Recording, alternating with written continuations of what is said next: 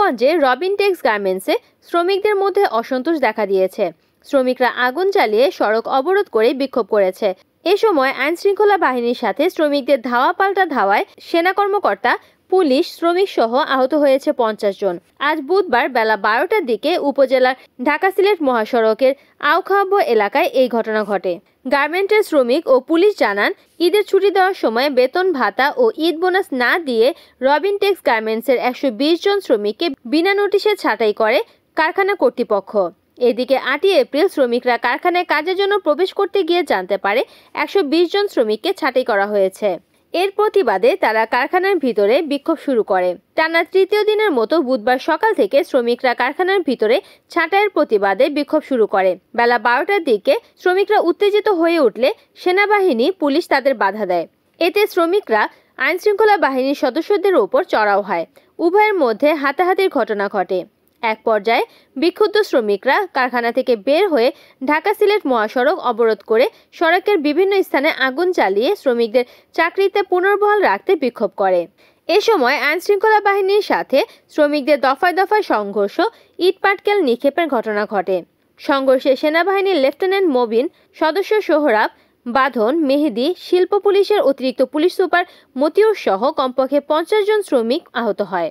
এই ঘটনায় 7 শ্রমিককে আটক করেছে পুলিশ। দেখেন, বাংলাদেশের যে মূল চালিকা অর্থনীতির মূল চালিকা শক্তি এই গার্মেন্ট শিল্প। এই গার্মেন্ট শিল্পে যারা অস্থিরতার চেষ্টা করবে তাদের বিষয়ে আমাদের মাননীয় প্রধান উপদেষ্টা কার্যালয় থেকে স্পষ্ট নির্দেশনা আছে।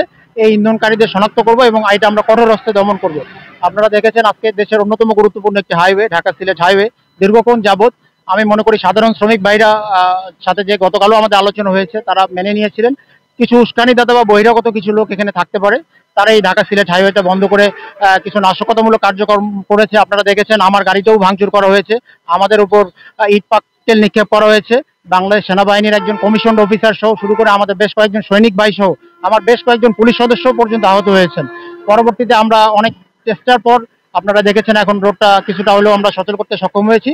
আমরা চেষ্টা করছি যাতে স্বাভাবিক পরিবেশ ফিরিয়ে আনে।